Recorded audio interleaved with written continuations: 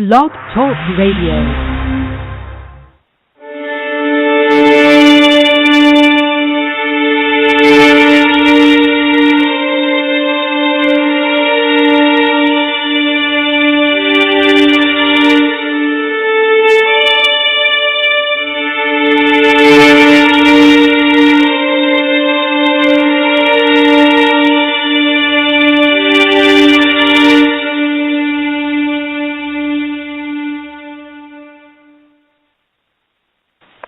And now, where the paranormal meets the sacred, and all topics in between.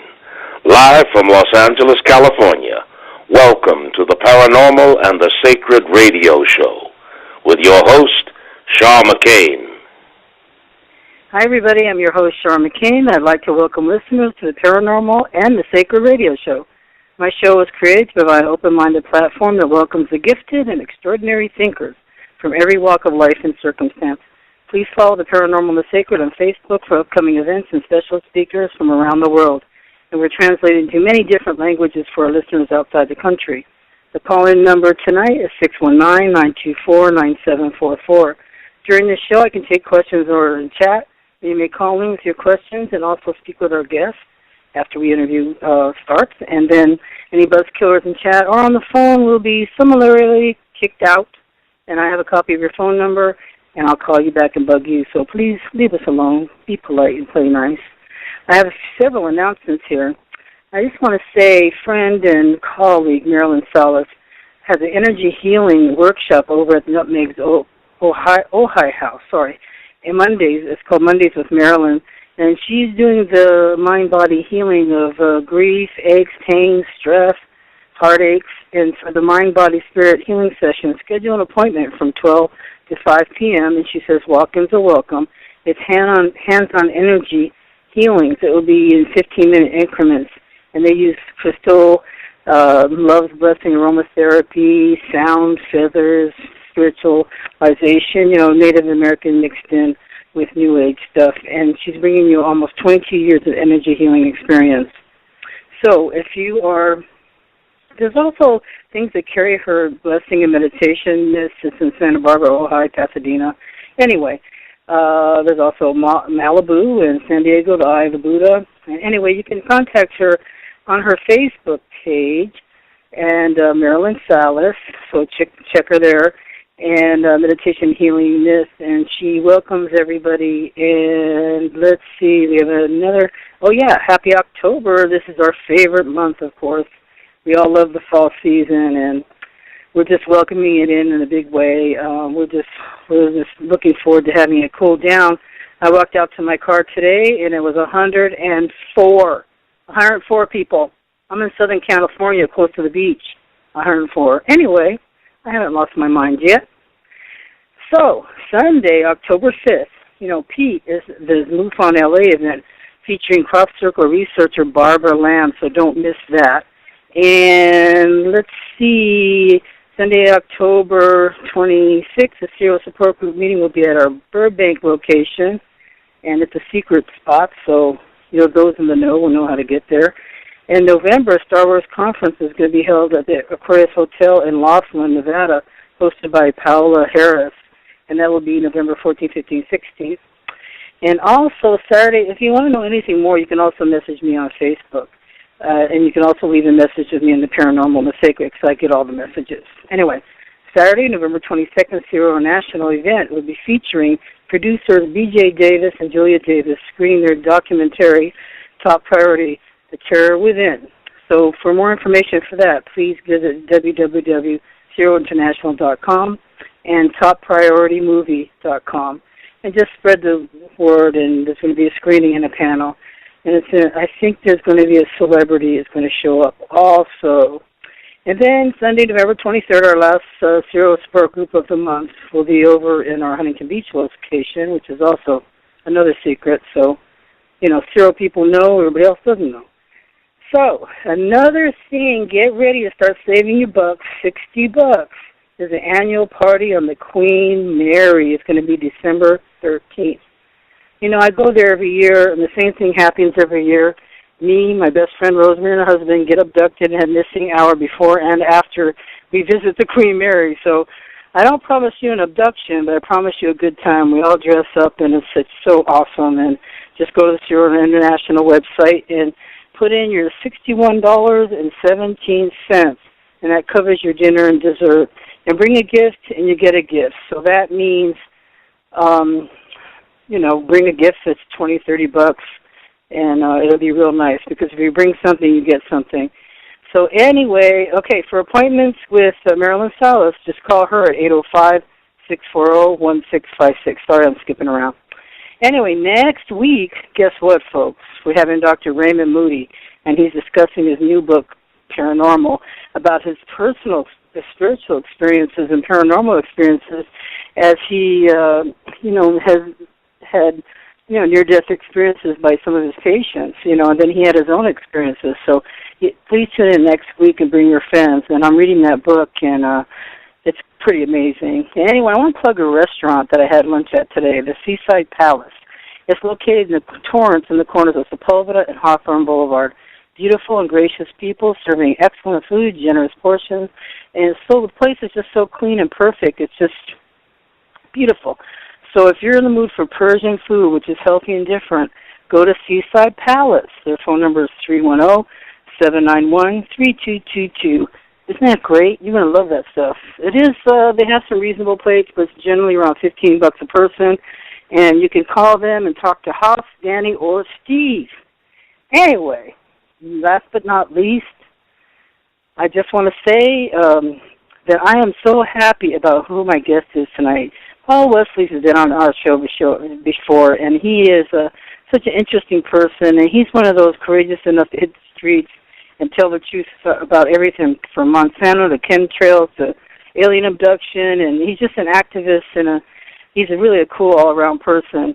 And I'm going to do his bio, and then I can see that he's on the phone. I'm waiting for us to welcome him on the Paranormal the Sacred. Paul Wesley is also known as Princetruthchaser. He grew up in Philadelphia, PA, where his first abduction occurred at the age of 6. Paul is an activist, universalist, alien abductor survivor, love vibration, and self-empowerment motivator. He's the author of his upcoming book, The Couch to the Cosmos. Paul covered many events as activist, from the March Against Monsanto to chemtrails and more. He is responsible for single-handedly exposing all mainstream media in Philadelphia, PA, for not covering events that matter, and one of the first people to hold an anti-chemtrail march that brought light to the chemtrail agenda. Did you notice how much less chemtrails we have now? I think I saw one today, and that's been in a few weeks. Anyway, thanks to him. Throughout this journey for truth, especially in the paranormal field, he has always spread the importance for resistance and how vital love vibration is to our health, well-being, and sanity on this planet. His upcoming projects include public speaking, exposing evil in today's society, and helping others who have been abducted to speak out. I'm going to tell you right off the bat, his website is Princetruthchaser.com. And at this point in the program, I want to welcome Paul Wesley to the Paranormal the Sacred. You're live with Char McCain. How you doing, Paul? I'm doing amazing, and I just want to say thanks to everyone who's listening right now, because if it wasn't for you guys, this would not be possible. Thanks for having me so much. Thanks so much for having me on the show.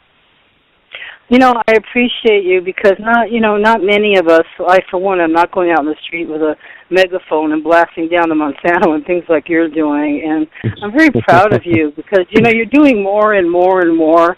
And just keep it up, because some of us can't do it. I'm not going to get out there with my cane and go whacking people. Or maybe I will. Right. I mean, well, you can, but...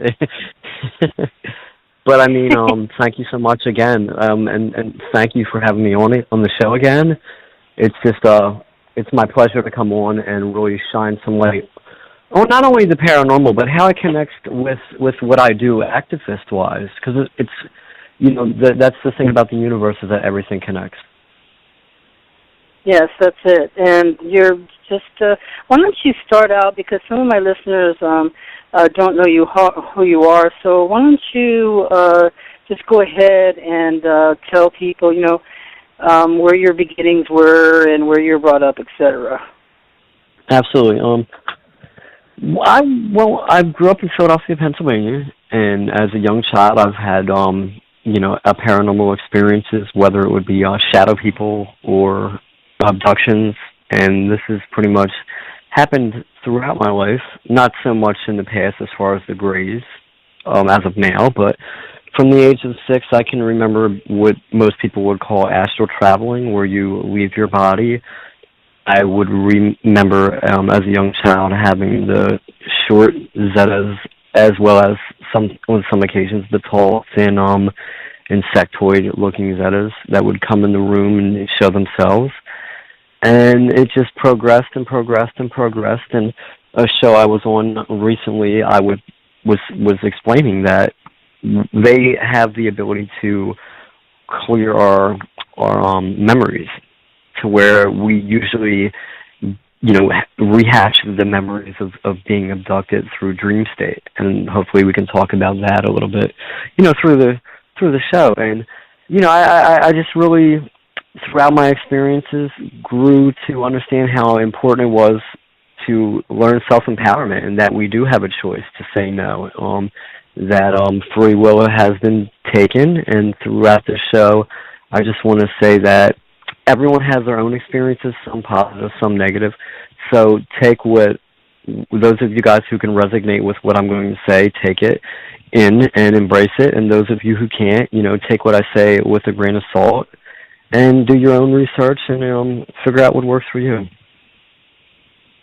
That's good. So you mentioned astral travel. Could you tell us any specifics about what happened during those moments when you were sleeping or left your body?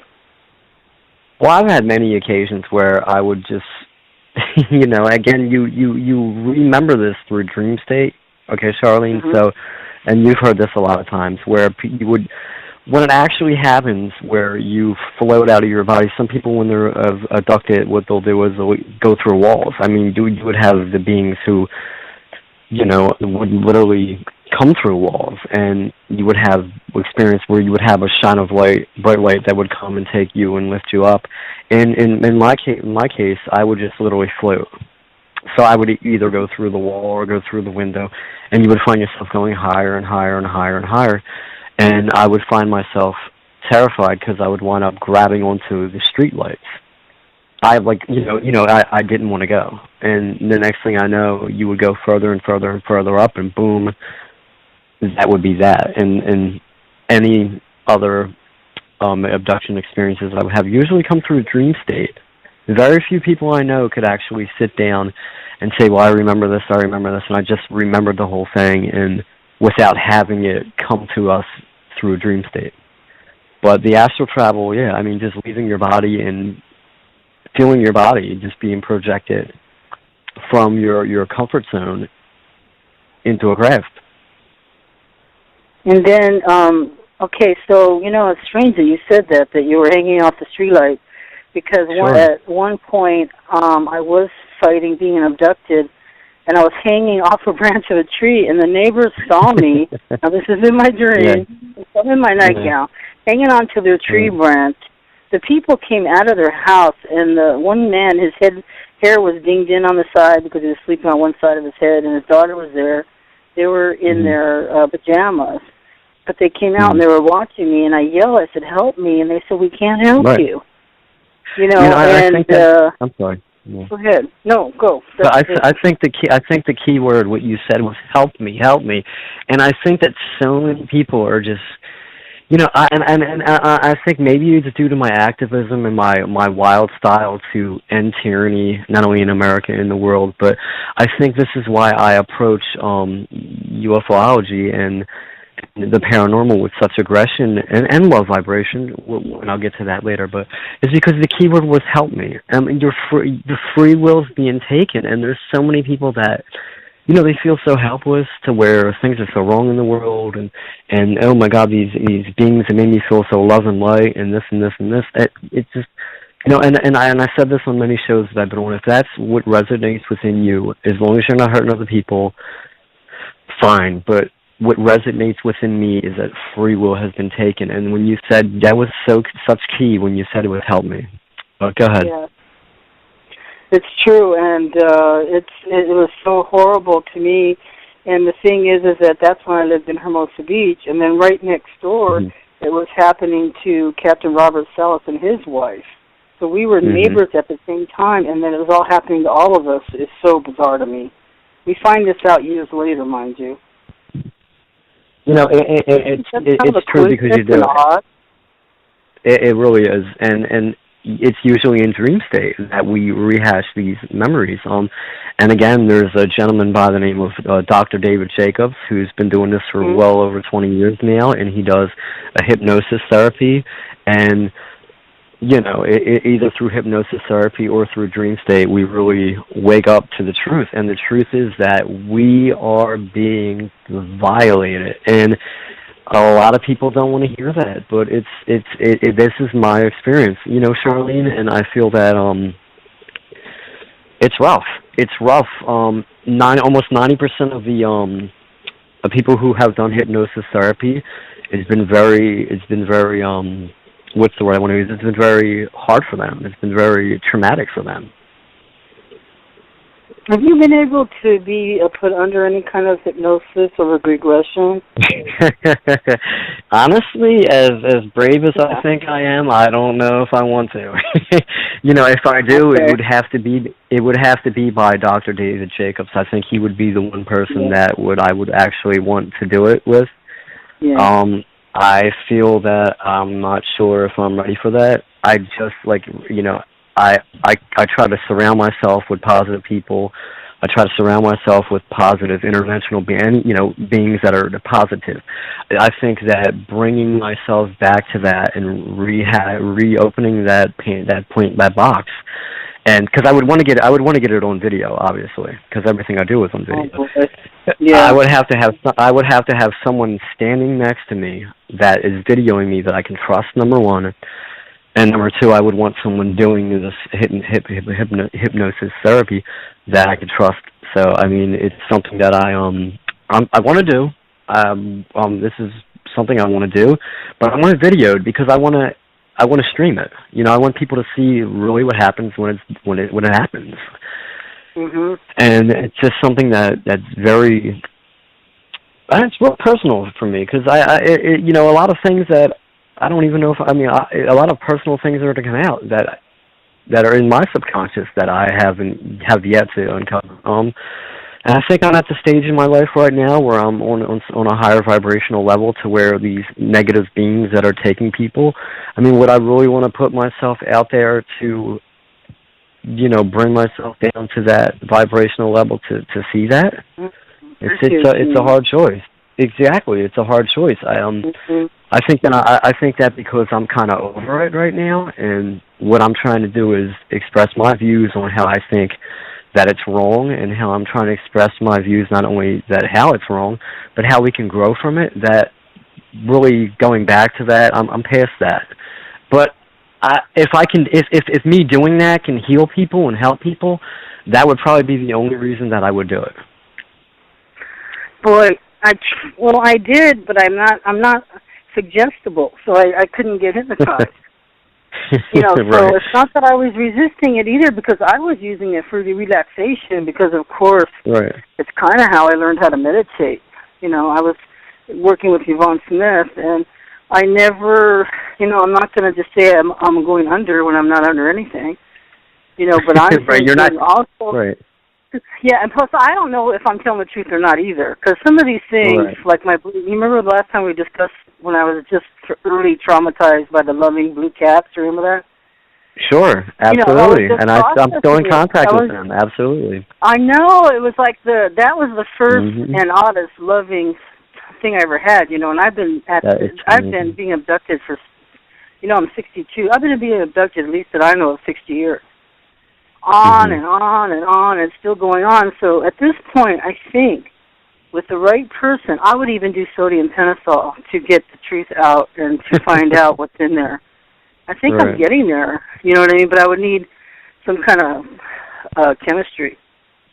You know, and this is and exactly, and this is why this is a serious subject, because what we have in the UFO abduction communities, we have two sorts of groups, okay? We have the all-loving, I love these beings, let's all hug them, embrace the hybrid agenda, and if you go against that, shame on you. Well, I'll tell you what. And then we have people like ourselves who, we're not out there for the fame. No, we're not out there for the fortune. We're just look. This is raw. This is real, and this is wrong. What's going on? Okay. Right. Because because we are currently being abducted and influenced, and we know it. Yes. Stuff's And going on the now, thing is, there's no post-traumatic stress. We are traumatic stress. Oh, well, hell, we're past that. Okay. we're seasoned veterans in the game here, and I think that what I'm trying to do is say, you can raise your vibrational level, your conscious way of thinking, to where you realize that we are all universal powerhouses. We are all universal love vibrational beings. That's what we were meant to be. And that these beings, whether their species are dying, I don't want to hear it because I don't care. You're taking me against my free will. I don't care what agreement you sign with the government. I don't want to hear it. I don't care whether or not they're from the future. I don't care whether or not, it doesn't matter, okay? What matters to me is in the now, in this reality. And in this reality, and I think that when people try to say, okay, well, this isn't true, okay, I'm going to debunk you, and that these are good beings, and that good things are happening, and that, okay, well, fine. I've seen these hybrid children, okay, and this has been going on since the 50s, 40s, whatever. Don't you think they're growing up by now? Don't you think they're adults by now? They're here now. It's not a program now. It's a completion now. And the reason I say it's a completion now is because when we look in reality, and I say that sarcastically, what's going on with humanity that don't know what's going on. We looked at our food is poison, our air is poison, our water is poisoned, our kids are being vaccinated with junk. Okay? Now, why? Why is this happening? And then again, we go back and we take what's going on in this existence with the hybrid agenda, the hybrid reality, the abduction reality. And we can say, all these abductions didn't happen just for nothing. There's a plan. There's a goal. And again, I go back to a man named Dr. David Jacobs, who said in his books that he fears for his children's future. He's done multiple counts of hypnosis therapy on thousands of people. And what I'm pointing to now is that it's no longer an agenda, it's a reality. And this is why humanity is being recycled. I mean, look around you. I mean... Because you said something that startled me, and I was interviewed by Revolution Radio last night, and I couldn't bring myself to say it. And I got... That was rough, That was rough a couple nights ago. Right. It was rough because I've had many of my babies in space is what I call them, and they are growing up. And what happened is that they kept calling them hybrids, and I didn't realize how offended I was. You know what I mean? Well, it's peculiar because to me, okay, it's odd. I'm going to tell you what happened. I'm processing when people are saying things. I'm not saying it in a remote way. I'm saying it as you're talking about my kids here. You know what I mean? And finally, there was a person, his name's John from England. He said, your children, when he said it, I felt so relieved. You know what I mean? Then I realized I am severely motherly, meaning my maternal instinct is very strong, that I feel protective even over children I haven't raised myself. And it was a very peculiar spot to be in as a mother. I am a mother, too. Sure, but odd? Then I look at the fact that my daughter, who is 17, and my daughter, who is 6, is living in a world where they're being poisoned and they're being Fukushima and everything else, and so they have every right to, live just as right as the hybrid children do. So I mean, I probably have hybrid children out there also. But does it make it right for my children, my child? I'm a single father. My child that I'm raising now. Does it justify their need to be here for my daughters to die? Absolutely not. I believe that I have every right. They have every right to be here, and I think that's again where free will has been taken. And again, Charlene, I'm a very protective father. Very protective father to not only my children, but if I have hybrid children out there, and I'm aware of them, they deserve to live also. But I don't think that it should be at the expense of humanity. I don't think it should be at the expense of my daughters and friends of yours who have kids or anyone else. Am I angry at these hybrid entities? Absolutely not. I think that they were brought and forced into what they're doing now. I don't believe that they're not loving. I think that this is just a program, and this is a recycling of humanity.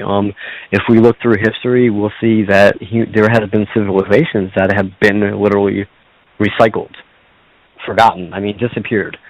And, people say, oh my God, how has humanity jumped from, the consciousness and the evolution steps that we've made? It's nearly impossible unless there has been some kind of shifting in the DNA or intervention in the DNA. And I think that, well, not only do I think, but I know that that's happened. It just takes a little research, and I think that's where we're at as a species. But I also believe that I shouldn't sit down and take it in the rear end. I think that I should non-violently say this is not right. Okay. Do I believe that species other than ourselves should be here? Absolutely. I'm more than openly welcome to the fact of anyone coming here and saying, hey, look, we could have free energy if we put away our junk, okay? We could put away our nuclear weapons and live in peace and live in love vibration, okay? I'm all for that. But I live in the now, and I live in reality. And the reality right now is that it's rough. It's rough, and I feel sorry for these kids who have autism and who, because of the GMOs and because of the vaccine. Yeah. I feel bad, and I feel that any hybrid children, Charlene, they probably feel bad too. But it's just their mission to do what they have to do, and I hate to say it, but whatever I have to do to fight for people that are being, from what I feel, taking advantage of, then I'm going to do that. If it means I have to fight against my hybrid child to protect my child now, if it became a direct threat, then I will do that. If that hybrid child consciously, scenario, isn't it? If these hybrid children consciously know that what they're doing is wrong, then that becomes a problem and an issue. If it's kind of where their free will is being taken away and they're just here because they're kind of, in the program, in the mix, then that's a different story. Because, again, love vibration is key, and it really is. Everyone has a right to be on this rock that we live on. Reptilian, anyone, if they're positive.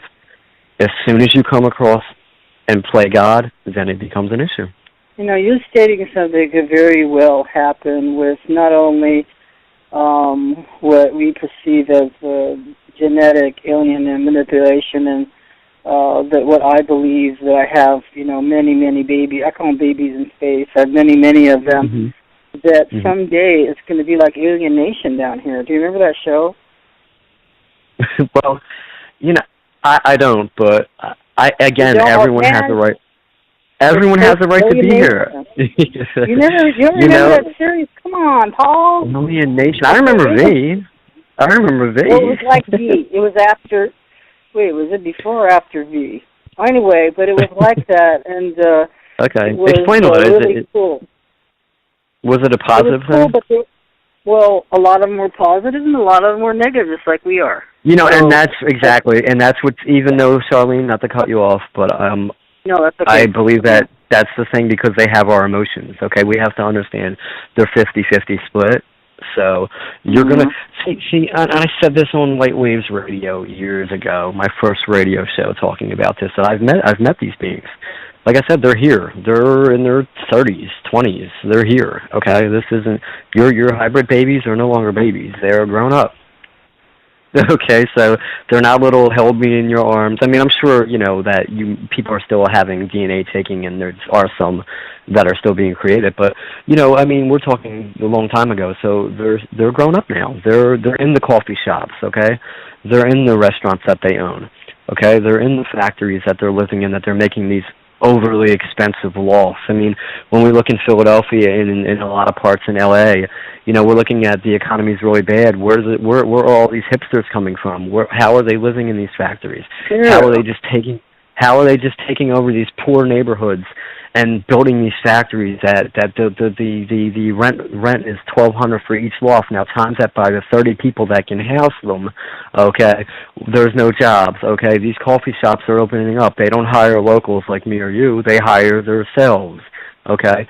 Now when we look at people who have been abducted, they were specifically instructed that that when they own property, the property owners, okay, you're going to rent to them. You're going to show them how to use stoves.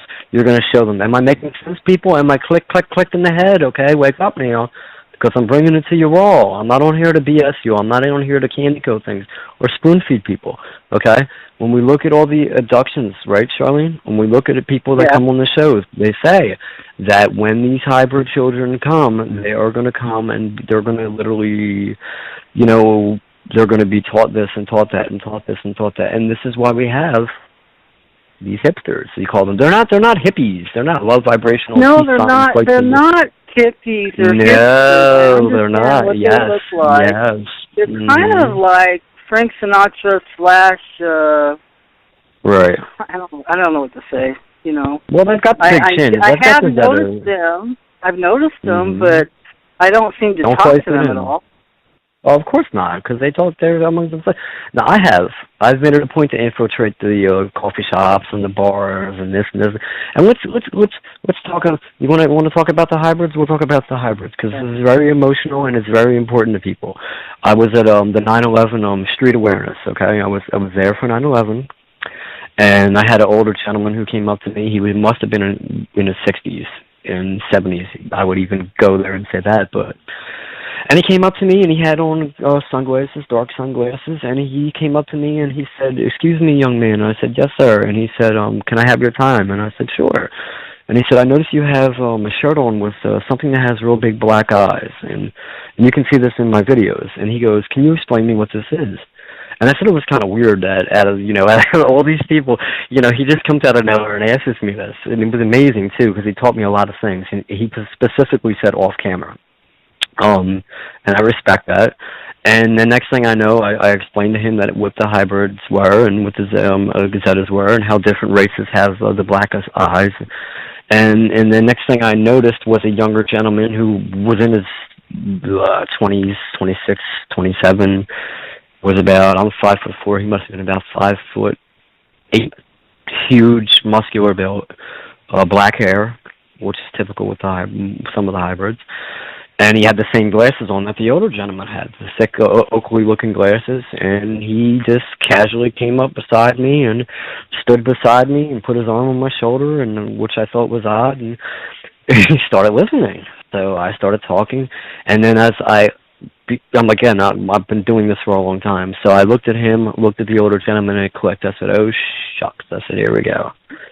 I knew what it was, and I embraced it, and we started talking, and the younger gentleman looked at me and he said, "So what is your opinion about these hybrids?" And I said, here we go, because now, it's not coming on a radio show. The time is now. You have one in front of you. Right. Let these things know how you feel. And you don't want to know what I said to him? What? You ready? Because this is go ahead, tell me, because I don't have any idea. Sure. I'm not ready. I don't have any idea. No, I hope you're ready. So I seen him, and I says to him, and I said, "Listen," I said, everyone deserves to be on this planet. I said, basically what I just said earlier, minutes ago. I said, I think everyone deserves to be on this planet, and I said, as long as free will isn't being taken, as harm no one that doesn't harm you, and I said, love vibration is key. And he looked at me and he smiled. He smiled. Really? And that was it. Yes, he looked right at me and smiled. And this guy was muscular, like huge. And he looked at me and smiled, and it was like he wanted He could have been a hybrid child that was mine and was just coming, was basically the older gentleman could have been a Zeta who brought him here to see me in my moment of glory before the shit hits before the shit hits the fan. It could have been my son who just came to see his daddy, really sticking up for humanity. And I, you know, I wouldn't, I thought of it. I've had that thought, okay? I've had that thought in my mind. I mean, it could be where we're in a time in humanity where the shit's really going to hit the fan, and he just knows that humanity is going to be recycled, and he's proud of me. And he wanted to see what I, you know, come down and have about a half an hour with your old man, and see how he really feels about you. And from that conversation, we started talking about, well, the older gentleman was saying that the new towers that they put up, especially tower number 3, he said it's an energy weapon. And I said, sir, what do you mean? And he said exactly what I said. He's like, there's a few of them around the world, and one push of a button, poof. He's like, it's going to happen. And this is what the older gentleman said. Okay, I'm not sure if it's true or not. He said, look at tower number 3 and look how it's structured. Look how it's triangular like that, okay? He said, look at the top of it, how there's actually a piece that hangs off the top of it. He's like, they're energy weapons. And he started getting into the movie The 12th Planet. He said, Paul, have you ever seen it? And I said, no. And he's like, you really need to look into this. And I mean that. And we started talking about John Carter and Mars, and I was giving him my views on that, and he kept really pushing the 12th Planet, and again, you know, the younger gentleman that was with him really felt at ease with me. He really seemed well vibrational to me, and you know, he didn't say too much. He was wanting to hear what I had to say. What I can go on a stretch and say he may have been a hybrid mixed with me. I don't know, but he may have been a hybrid mixed with anyone. That's a very strange question. Besides being an interview, I have never asked anybody about their hybrid kids or anybody else's hybrid kids. Right. You know, so I think I have where my occasional host. Is this you, Adrian? Yes, it is. Good evening. Hi, Adrian. Good evening. Hi, how are you? Welcome in tonight. Yeah, sorry for being late. We're in the middle of our discussion here, and Adrian Rudnick is our occasional co-host, and we're speaking with Paul Wesley, and welcome, Adrian. Welcome, Adrian. Hi, hello, Paul. Pleasure to meet you. So we were actually just discussing hybrids, and for some reason, and actually, when you said when you go back, because everybody is saying the hybrids look like these big blue eyes and blonde. Now, that's not true. That's false. That's false. And then that can be genetically modified, changed. You know, because if you have a bunch of right, they look like blonde kids. But then I recently saw a tall, dark-haired kid. Sure. So when you said that, exactly, sure. And he's about here's 24. The thing now. Sure. Now, real quick, Charlene, not to jump in, but I'm getting a little emotional now.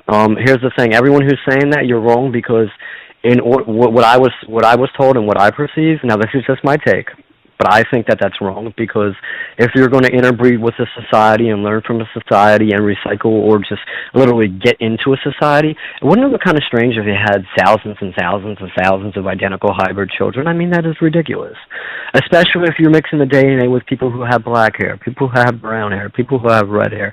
I mean, we're A positive, O positive DNA. So, I mean, not only that, if you're going to interbreed with any a civilization, you don't want to have just one. It would just stand out. I find that very hard to believe. But go ahead. Adrian, you want to comment about this? No, I'm listening in. I'm processing. Okay. Sure. So, anyway, it just has a ring of truth to me. You also had a very odd encounter when I saw the pictures of those dudes. Were you talking about what just happened? Yeah, you can tell our listeners what the heck happened, because that had nothing to do with the camera. Yes, go ahead. I know it didn't. It was odd to me because the pictures were. I put a picture on it to comment as that guy from the Matrix. You know the mean side of the Matrix people. You know the sunglasses. These dudes showed up at tell them. Sure, that I don't think that had anything to do with chemtrails. So I got to, well, what had happened was there was a bunch of chemtrail debunkers that Fox News had hired to, debunk it and pretty much make us look like fools and tinfoil hat wearers. So the mistake that they made was they had a coffee shop or, restaurant that they were going to go at 2 hours beforehand to kind of get their little plan together. So I said, well, with my wild style, I said, guess what? I'm going to pretty much infiltrate your little infiltration plans. So I went there, and I sat down, and I had a drink, and I was surprised how many there were. There were a lot. There were over 10. So I said, okay. I walked up to the table, and I said, hey, guys, I love the tinfoil hats. And they said, oh, isn't this amazing? You want to take a picture of us? I said, sure. How's it feel when you're taking a picture of the host? And they just were like, whoa. And, so we had our ha-has, we had our talk, and I was kind of blown away that they were really decent people. They were like, I really would have sat down and had some food with you. Well, I did, but, like on an occasional thing, regular basis. So we talked, we did some live stream, and I don't think they were ready for my aggressive journalism when we got out in front of Fox News, because there was no way I was going to, have them literally insult or intimidate the people that were out there. And when they came out there, I literally came up to them with a wireless mic, and I was right in front of their face, and I could tell that their energy that they had in that coffee shop was totally different because I brought it to them, and I said, where is your information that chemtrails are fake? Can you please tell me this? And basically, they were hired idiots that were hired. They had no know-how on the subject or anything. But people kept telling me, Paul, there's people across the street filming you.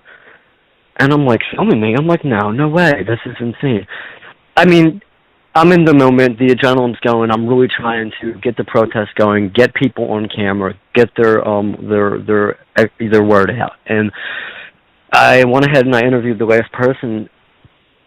And I put on my glasses, took off my sunglasses, and I put on my glasses. I said, oh, my God. And I said, my first thought was it was the government, the CIA. So I said, well, this is what we do. I said, we're going to go across the street, okay, and we're expose them. I'm in an exposing mood today. So let's go ahead, and I want to know why you're not across the street with us, supporting us. Why do you have to be a coward, and why are you across the street? Which I said to the one gentleman, the colored guy. So the thing that really blew me away, I had 3 people. I had one person that was filming, I had another person that was there, and there was another person in the background. Because this is emotional because I'm like literally visualizing this again. And me too. This is so freaky, but the white guy was not human. Yeah. If he was human, I would be shocked. He looked just like a John Kerry puppet. Either he was an AI or he was a... he had the Zeta nose, he had the Zeta chin, he had the right out of the Matrix, and I noticed that right off the bat. I noticed it right off the bat when I seen him. The colored gentleman, the mohawk was kind of weird. I was kind of like, wow, dude, you have weird. That was weird. I was kind of like, dressed in black suits, black sunglasses. They looked like the men in black. But they had the same exact African-American man looked very odd. He looked very very non-human. Yes, but go ahead, Charlotte. Yes, they both. It was peculiar. Well, I tried, and remember that these beings, listeners, that are listening, understand what I'm going to say. That they have telepathic powers. Okay, even the hybrids. So you don't have to open your mouth. Just mentally, you can talk. So when I tried to communicate with the white guy, he just seemed like he didn't want to have it. He wasn't about it. He was there. Okay, it was a telepathy thing, and the colored guy kind of started getting agitated a little. At first, he was no emotion, but then he started getting a little pushy. And you don't want to get pushy with me when it comes to activism because that's what I feed off of. I'm gonna come back, And when he tried to interrupt me, I said, "No, I'm talking." Okay, and I kind of, as soon as I knew that they were not from this existence, if you want to say that they were there to basically improve in what I was doing, I made it a point. I kept saying, I said, and if you watch the video, it's part 2. Now the audio is really off with the video because my phone was hacked. The video footage came up corrupt on my phone. As soon as I posted it on Facebook, that's the only video that came up corrupted, but I managed to get it together. Anyway, so I kept saying to him, I can see through people. I can see who's real. I can see who's fake. And I kept in the video saying this, and I made a point of saying that. And I said, I understand different dimensions, and I said, I know why you're here. And I said this, and I said, you may have all the sheeple fooled, but you don't have me fooled. And I kept looking at the one Caucasian male when I was saying this, because I wanted him personally to hear this. Anyways, you know, and I think the one thing, like the one colored guy had said, he had turned around and he goes, well, oh, you and your whole 20 people. I'm like, well, all right, well, that's fine. I said, but why aren't you across the street with us, okay? Why are you across the street from us? Why aren't you with us? Why are you filming us? And so when I had left, big shout out and thanks to this gentleman. His name is Steve. He follows these guys, okay? And he says this on video. He says that they are walking in cadence. Didn't say a word to each other. Like if me and say you were the co-host were walking, okay? Mm-hmm. We would have a few words to say, or we would kind of touch each other, or here's a pat on the back, a way to go, videoing these individuals protesting. And they didn't do that. They walked in cadence. He said they walked at 8th and Market. There's the gallery. It goes underground. And he said that he tried to follow them, and it seemed like the color guy kept looking back. He kept looking everywhere. And he said that he had ducked behind a corner for about not even a minute. As soon as he turned back, he knows they didn't go left. So he ran and went on the right-hand side. He said they were gone. They were gone. You know, they were shocking because you even got pictures of them, but on the other hand, it was very apparent they were very unusual. And it was weird because I noticed the white guy that was smaller, he really wasn't looking at you. He was kind of looking off or down or something like that. Absolutely. I don't know, telepathically. Sure. Yeah. Sure. And I think that is someone coming in and out when we're talking? The audio seems off. I don't know. Very peculiar. And I really. Hello. Is it the co-host? Yes. Can you hear me? Hello? Yes, I'm listening. Yeah, the audio seems like it was going on and off a little bit. I wasn't sure if it was a technical problem. No, we're fine. I can hear you guys good. Good. Good. Sure. So I also noticed that, Charlene, that the Caucasian male was looking off, and he doesn't have to look to us because he would see these beings. They don't have to, even with the hybrids, and we can get into that if we have the time, on how they have neurological advantages over us. So where they can neurologically sit there, like if you walk past one, I even had my youngest daughter. I would say, sweetheart, I said, watch this. I said they're a little different. I said, watch her smile. We would walk by, and then subconsciously and consciously, both. You know, you would look and you would go, I know who you are. You are welcome here. And she would walk by and smile. She goes, Daddy. She smiled. I said, yeah, I know. They know. Wow. You understand? That just gave me chills.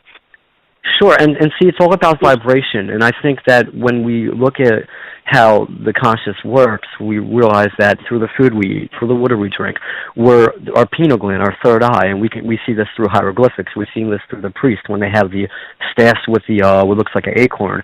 They have the hidden knowledge, the knowledge of the mind. When you learn how to raise your vibration, how to consciously raise your mind, you can tell who these hybrids are. You can tell who is human, who isn't human, because you've raised your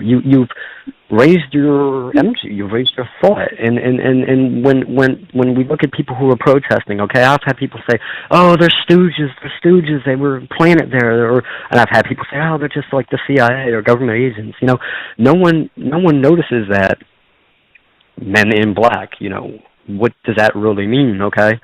That they're maybe not human. I mean, I can't come out and say that, but you being who you are sent the picture, and the picture just showed it, and I knew that you knew. I was just like, yes, finally someone actually tapped into what right away. Amazing. I know, it was amazing. I was just stunned that you got an actual picture, because I did see a woman in black. We got a real picture of one, folks. Didn't we, Charlene? Finally. Yes, behind you do. me. I was so happy. It maybe not affected everybody like it did us, but as soon as I saw it, I went, "Oh my God!" He got a picture of him caught, and they looked kind of sheepish to me, also. Right. Like, okay, we got busted. They look a little bit sheepish, that they're they looked like they were out in the sun, and it was kind of uncomfortable to me. That's what they looked like. Well, you know what? I think that they didn't expect me to come over and do what I did, because my style of activism is a no BS style, where if I'm in the moment, I'm in the moment. If you're the aggressor, the oppressor, then I'm going to come and hold you accountable. I'm going to come kick in your door and say, why are you not covering this, Fox News or whoever? So, and I mean, when I seen them, I just thought they were regular government. So my natural reaction was, hey, listen, I'm here with the microphone in your face. Why are you here? What is your problem? Why are you videoing me? Yes, you have a right to, but if that's the case, be a man about it and come across the street with us. And I think it kind of caught me off guard, because I realized, whoa, I'm not dealing with just your normal individual. And that's when I started talking about them. Like, the people who are around me are like, why does he keep talking about different dimensions? Why does he keep talking about, I can see through this, I was letting them know, hey, look, I know who you are. But to the people around me, they're kind of thinking like, okay, Paul, what the heck are you talking about? But anyways, I mean, this is what happens, because I'm on your show. This is a paranormal show. It's about abductions. It's about this. It's about that. I just went worldwide a couple of days ago, and I think I have them scared, just like Phil Schneider had them scared, just like Carla Turner had them scared. I'm reaching thousands of activists, okay, that are about food and water and air, the same people who are being recycled, and I think they showed up to see what I was. Is he the real deal? Is he really, reaching these many people? Because the one guy made a smart comment. He goes, yeah. So the colored guy, he goes, so you and your whole 20 people, like, oh, I'm sorry, sir, were you expecting the whole 220 to come? I was expecting it was 60, but it was a good turnout. But and I also said, you know what, there, Charlene? I also said to them before I left, what did I say? And you called, the video actually catches up towards the end of me interviewing them. I said, sir, I said, love vibration. I said, sir, I said, love vibration is key. And I shook his hand, and I said that to him, and it was totally positive. Okay, and I mean that, because it is. Was this your conversation with the men in black? It was, yes. So how do you define the men in black? Do you define, because it seems to be a catch-all term, simply to define them as, elements of the government, trying to see what's going out. Some say suggestive of some sort of aliens dressed as humans, whatever. How do you define them? Well, you know what? I define them as non-human entities, whether they were AIs or whether they were, just non-human entities. So, but you would consider that they're working with or for the aliens, right? Well, I mean, we have non-human entities that are working with the government as we're on this show right now. So, because I both dabble in... I'm sorry, go ahead, sir. No, I'm just trying to understand, because I'm a sure. I'm a ufologist too, and also an experiencer, and I'm just trying to figure out, from their perspective, if they know that we know, and they know that we're spreading the word, why don't they get rid of us?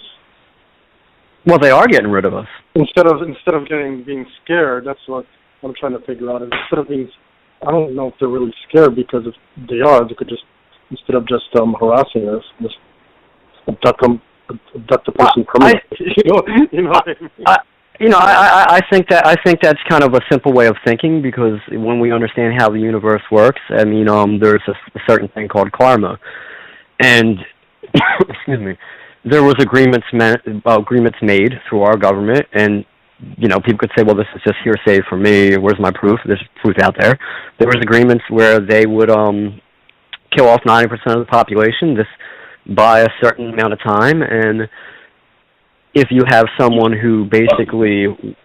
Go ahead. No, I didn't say anything, but sure, I mean, why would aliens make an agreement with us? You know what I mean? Why? Well, because there's such a... what would their motivation be to say we're going to make an agreement with you? I mean, I wouldn't trust them. Like, they're more advanced than us. Well, they're making an agreement with. That means they're manipulating us just to make things sort of easier for their end. Sure. I mean, they can pretty much do what they want. No, they cannot. The agreement. Well, from our perspective. From a human, right? From our perspective, right, absolutely. They can pick us off whenever they want. And sure. So they can abduct the military people. We had an abductee, and he was in the military. He got abducted on a military base. That's to suggest they can pretty much go anywhere they want. So if that's the case, that they have an agreement with the government, I think if that's true that there exists, I think those who believe, meaning those government, certain elements of the government believe, we got an agreement.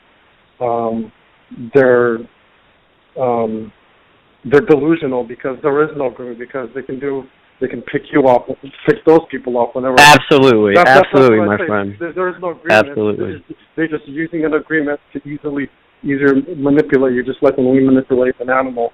You talk nicely to it, you do certain sorts of things. You can take it by force. This is still a little bit more work, but if you can do it by coercive and subversive methods, why not that? So sure.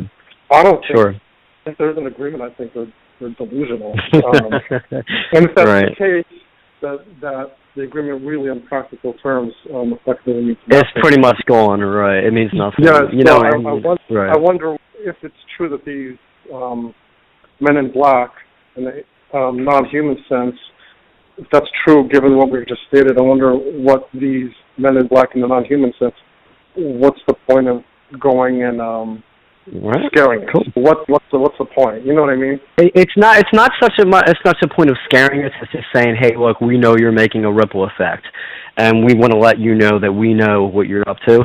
And the reason for that is, now let's just say there was an agreement, which I believe that there was. Okay, and let's just say that they made an agreement. Now the way free will works in the universe, and you can take this with a grain of salt, or you guys could research it yourself. The way that free will works is they can't just come here and just say, hey, look, we're more powerful than you, or we're more advanced than you, so we're just going to come here, kill you off in one shot, and boom, take you over. Because they have to have an agreement, a free will agreement. If they don't, then they suffer consequences of other beings saying, hey, look, you can't do that. So from my understanding, what happened was they pretty much slithered their way, and I keyword slither, their way, into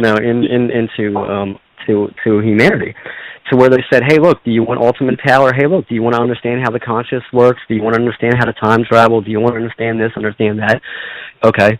Give us a couple head of cattle, a couple herd of cattle, and let us do some DNA experimenting, and start our own little, hybrid races, and let us basically do our thing, and and basically what's happening now is they are infiltrating slowly but surely. I mean, it's out there. I mean, look, people say, well, why aren't they just killing us? Well, they are. I mean, if you look at the rate of cancer and autism, it's staggering. If you look at the way we're being poisoned through our food, our air, our water, if you look at the way that we're basically slaves and we literally live and we pay taxes and we work and we work and we work and we do this, and just to what? Just to die? And it's just, if we look at just normal way of life, we see that it is happening. As far as why would they go out of their way to just come and scare me like the boogeyman and not just say, give me cancer or give me a heart attack? Well, that's just a matter of time, so to speak. They've done it to Carla Turner, and they've done it to Phil Schneider, and they've done it to many others. But they've only done it to those individuals who winded up reaching people on a mass scale. Before I started reaching people on a mass scale, I was just some nobody who was on little radio shows. And what had happened was maybe they didn't expect my activism to blow off the way it has, and for me to actually reach as many people as I have, and they just decided that they were just going to go ahead and, say, hey, look, let's just go and see what's really going on and view for themselves, and then after that event, plan for the next step. So you believe Carla Turner was literally murdered? Because, sure.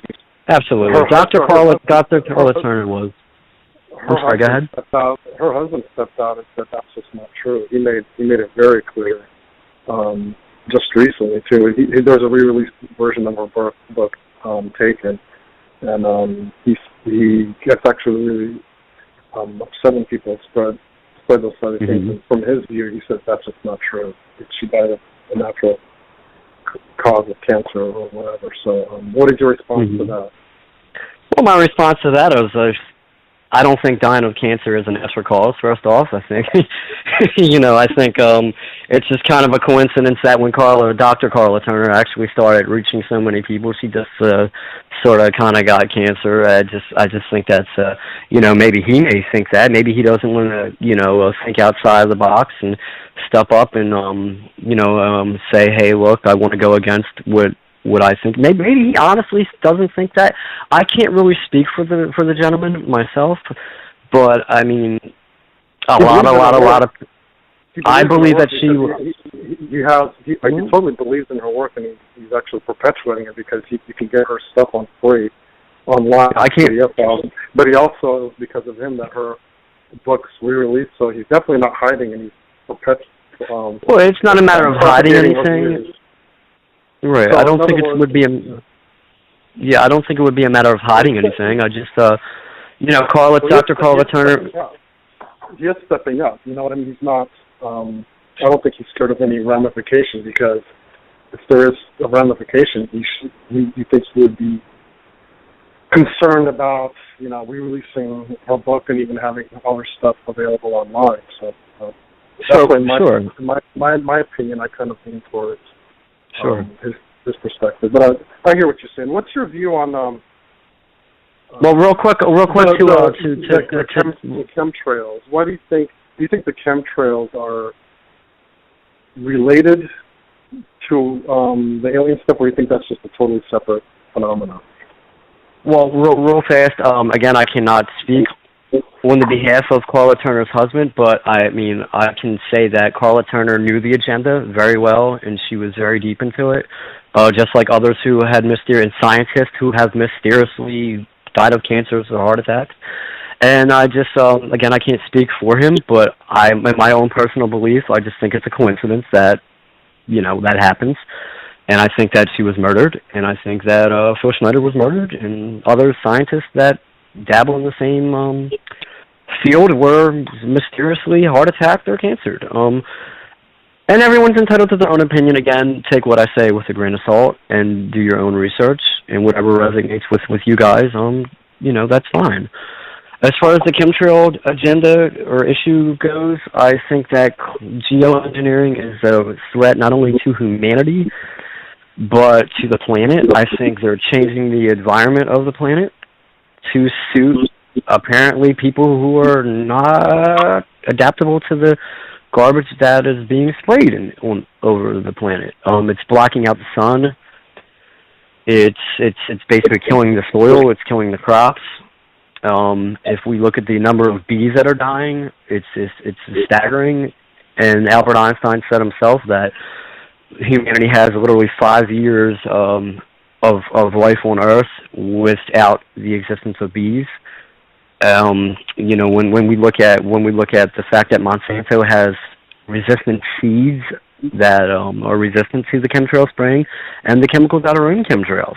And then when we look at what's actually in Monsanto, we look at that is poison is in Monsanto, and that Monsanto causes tumors. It's been proven in rats, and it's been proven in other studies. So, when that goes back to your question, why don't they just kill us off? Well, I think they're doing a pretty darn good job of doing it. Yeah, I don't think they have to kill it, because if you read The Art of War, the best way to take over an enemy is not to kill them. Also, you want to leave all the infrastructure intact. That's actually, I disagree with people who say, why don't they just kill us all off? What I was saying is, if there's a certain person that they're concerned with, instead of just following them and harassing that person with the men in black, why wouldn't they just, okay, this person's becoming too much of a problem, pick them off, like the secret police, you know what I mean? Something like that. Excuse me. But we also have to... My God, there's some kind of weird feedback. Are you guys hearing that? It's like a weird feedback. Anyway, I'm hearing it too. I've been hearing it for the past 20 minutes. I don't hear a feedback on my end. Gosh. Okay. So what this is what I think is that this is what they used to do. The 40s and 50s, they were pretty blatant about it. They would just put you on acid, push you out the window, say you were drunk, laid in front of the railroad track and stuff like that. But we have now gotten a little more sophisticated, and now there's poisoning, and there's still stuff going on, and it always has gone on. And I just feel like now they're realizing when they kill certain people, people that are in the know, because a lot of people don't know what the hell we're talking about. Right. It would look a little obvious if they just started knocking off people who are speaking out. Yeah, exactly. And I want to make a point. Sure, and I want to make a point that I don't think that that they weren't harassing me. They had every right to be out there, just as well as everyone else did to film. But I also think that it was kind of like, hey, we want you to know that we're here. Am I paranoid about it? Absolutely not. I mean, again, what I do is a nonviolent, peaceful, just expression of how I feel, and I mean, who knows? I could die of a heart attack a week from that. If I do, then you know why. If I went on missing, then you know why. I don't live my life that that Men in Black are stalking me and that I'm going to just suddenly have a heart attack or cancer. I think that if I live my life like that, then that defeats the purpose of what I try to do. So I'm just pointing out the obvious, that the individuals that were there were abnormally there. They were, and a lot of people wouldn't notice it. Mm-hmm. Right, a lot of people wouldn't even notice it, but I noticed it right off the bat. And I know that you noticed it, Paul, right off the bat, that there is something different. A lot of people don't have that sense, because I noticed there's actually a lot of normal people. I guess we're not normal. We're just going to have to say that. We're not normal people. So, but we happen to notice a lot of things that regular people don't notice, because they're not even looking. They're kind of oblivious, really. Sure. They're kind of oblivious to the fact that their food is being poisoned, let alone say, they're kind of oblivious to the fact that all their rights are being taken away, the gun rights, that's a whole different story, the Constitution, everything. So to say that extraterrestrials have even visited Earth, both positive or negative, is just a huge step for the conscious of regular person to even conceive. But the other host had something to say. Go ahead, sir. What's your opinion on or view on the disclosure movement as purported by Stephen Passett? Do you support it, not support it? Do you have mixed views? What are your views on that? I think disclosure is a touchy subject in itself. I've heard many people talk about disclosure. I kind of take what people either write or talk about with a grain of salt, and that's why I say with everyone else, take what I say or any other guest says with a grain of salt. I think as far as disclosure is concerned in general, that I think that it has to be baby steps in with humanity. I don't think that people are ready right now for massive mothership to fly over, because first of all, you're going to have to you might have to disarm people for that, because people are just, we can't even get over black, white, Spanish, Mexican, Chinese. We can't even get over our own petty differences, yet alone say, hey, look, there's a tall brown reptilian that's running for office, or that, hey, there's a tall white individual that lives underground in Nevada that is cooking your food at a fancy restaurant. So I mean, we really have to again change our consciousness to a level to where we can accept ourselves, embrace love before we can embrace anything, before we can have any kind of disclosure. And then, again, maybe that's one of the reasons why humanity is being recycled, because maybe they feel like it's a waste of time for that. And, I don't know, because I don't think it's a question. Sure, go ahead. Do you think the government will, so you think the government, so what I mean by government, I'll just say it now, just to preface it. I mean certain elements of the government. I just don't want to say certain elements of the government because it takes too long.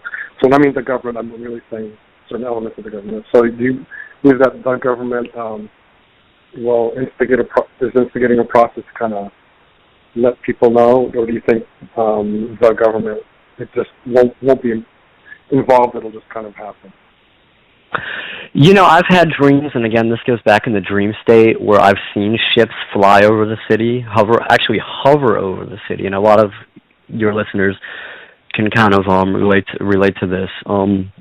I've seen that. Now, I haven't seen, like, the President of the United States come on and say, by the way, here's full disclosure, and after that, expect ships to hover over cities.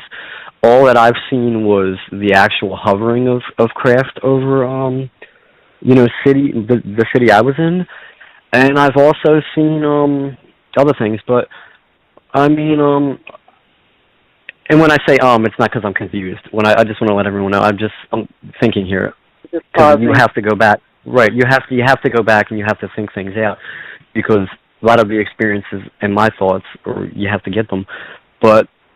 My thing is that my view on it would be, wow, it depends on the situation of humanity. How many hybrids are on the planet at the time would play a big part in it, because a lot of the people who are abducted say that, listen, when your number's called, you're going to have a role to play. When your number's called, you're going to have to step in and calm people down. You're going to have to step in and basically say, hey, listen, it's okay. So I don't know. I guess it depends on the amount of hybrids that are here and other beings that are here, and it also depends on the state of consciousness of humanity on how they do it. Because I think right now, if a couple motherships flew over, and by the way, we probably have that technology anyway, but to the state of consciousness of humanity is in right now, I don't think it would be a smart idea to do that. I think it would have to be done in a more comfortable way. So, well, to me, it's Paul. It's like a slow waking up, because it's happened to me. I have experienced one side. Okay, so I'm having, I'm being abducted and things like that. I experience it on a different level, but I still don't know the complete ramifications of it. Just like the blue cat thing was so outlandish, I actually took it to my group where I'm supposed to, talked about it out loud, talked about it on the show, and then I realized the ancient Egypt worshipped cats. And a lot of those things were painted blue and stuff like that. And then people are saying there was a blue light in the room, and it looked lion-like or cat-like. Sure. Then it came to my awareness, but it took a while for it to sift up and for me to make sense. So when I told everybody that, because a lot of people are interested in ancient Egypt, ancient aliens, right? When I say I was visited by I didn't put it together at the time. I just thought they were beautiful, blue, loving cats. They're 4 feet tall, very blue and fuzzy, and 2 different color blue, whatever, big blue eyes. Anyway, and not only did I see them, my best friend saw them with me. So I have a witness to this. Like, how could 2 people be in the same dream and see the same, blue cats? But absolutely. Yeah, everybody shook it off until I began saying, I feel that this might have been what the ancient Egyptians saw, and that's why they began their cat worship, especially if they came in love like these did. Sure. And the key thing is, again, everyone wants proof. Give me answers now. Okay, no one wants to keyword empower themselves to do the research.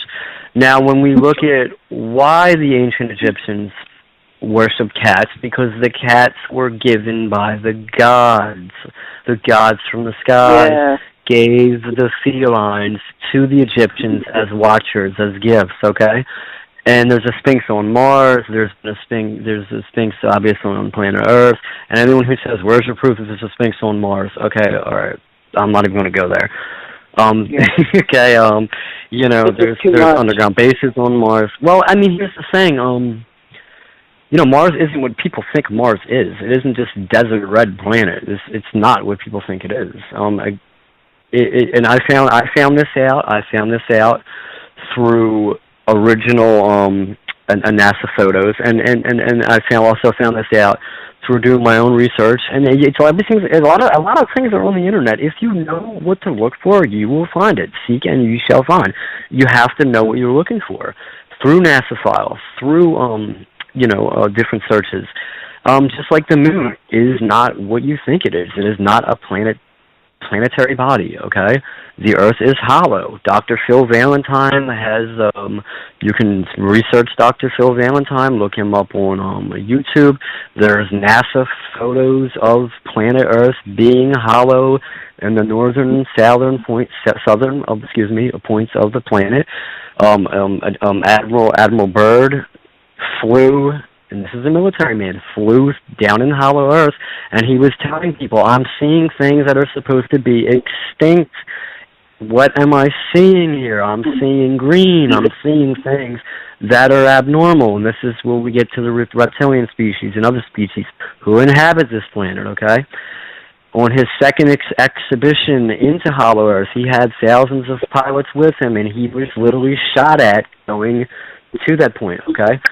This is factual things. I mean, whatever you thought was reality isn't reality. It really isn't.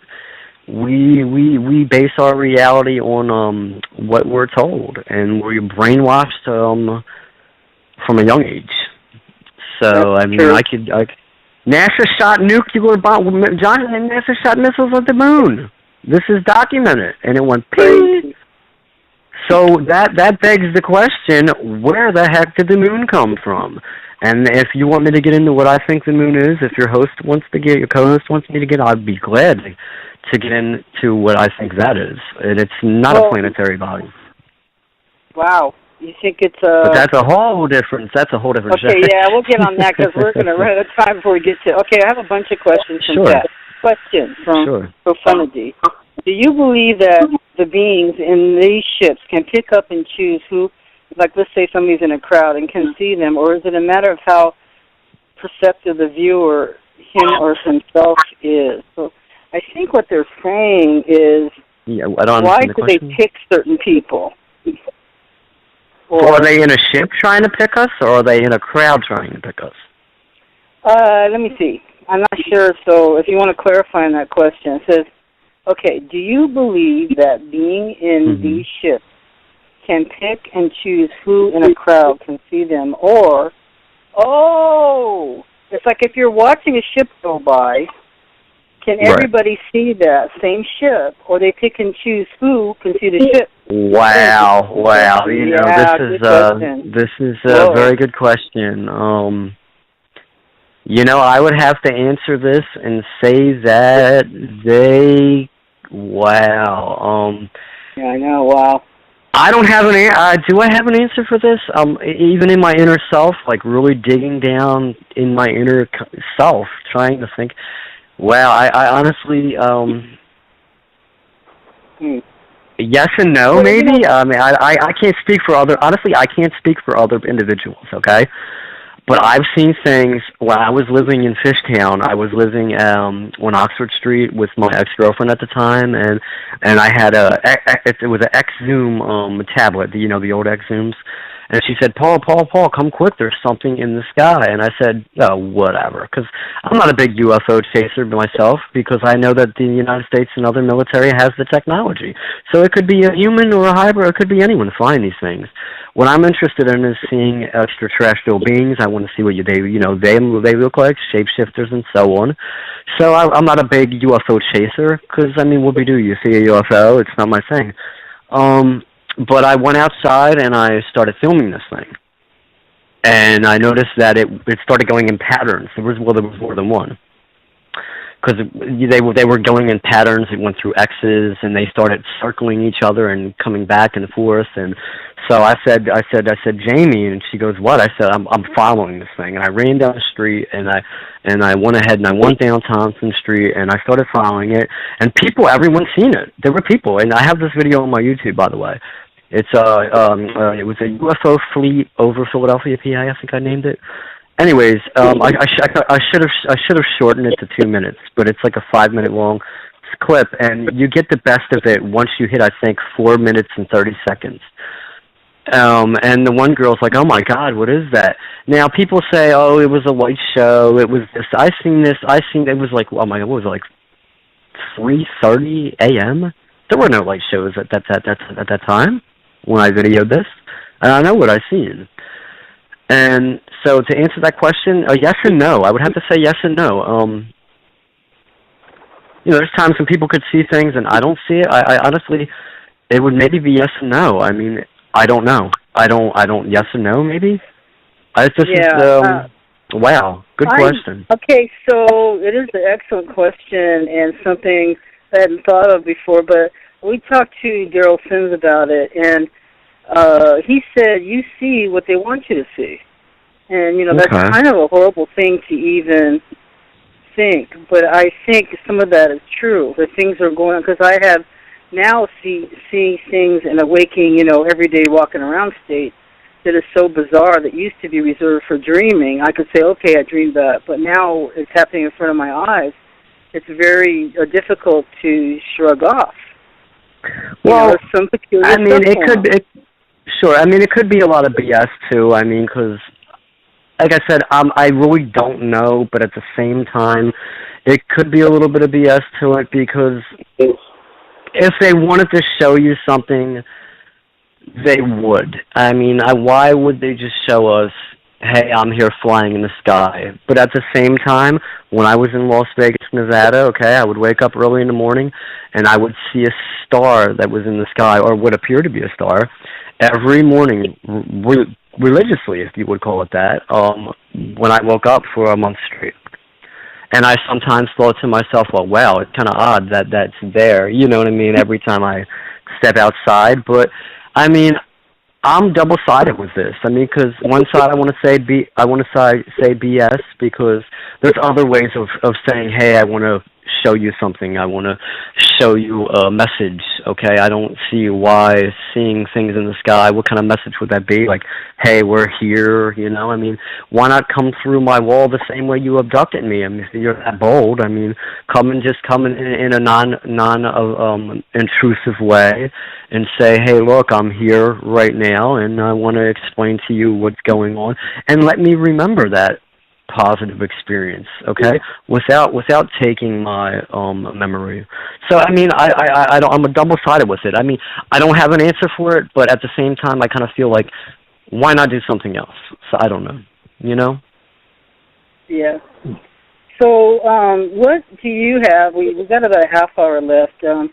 What's important to you now, and what do you, what messages are you bringing? Because I know it's very much in the chemicals, because it's appalling what is happening, what you're saying, cancers. Like somebody was bringing up a chat, the poor animals that have gotten so many cancerous tumors. And when I was a kid, we never said cancer out loud, because we thought that was like putting X on you.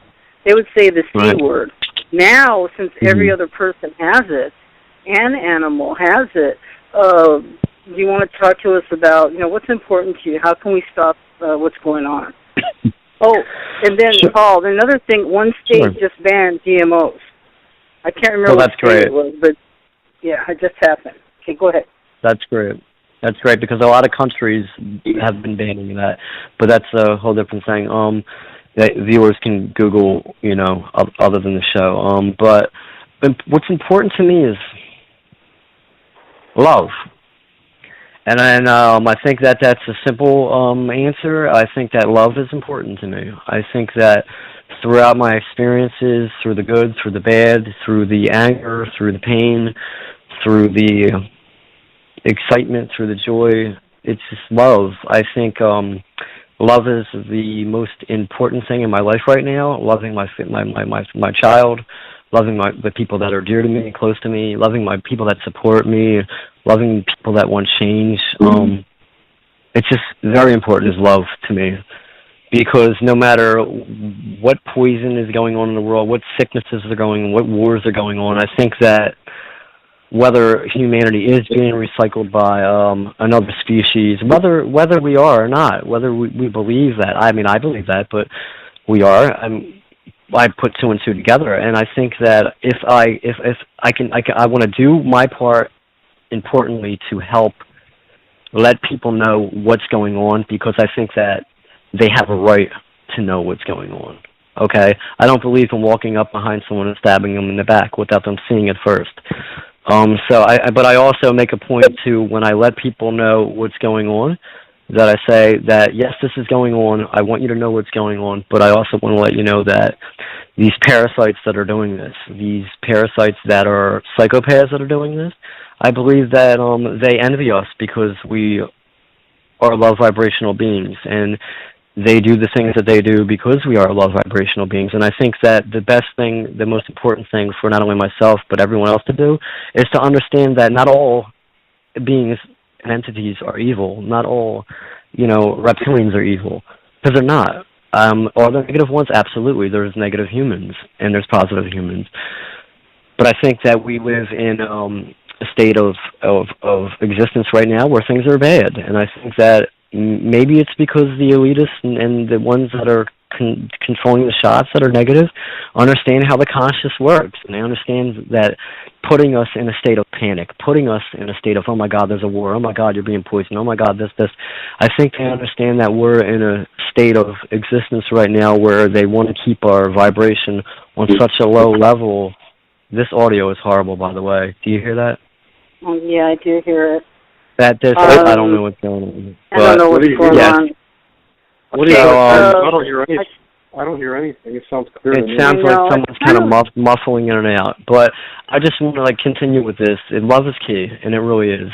And when people first wake up, they're angry, and they have a right to be. When people are abducted, they're angry, and they have a right to be.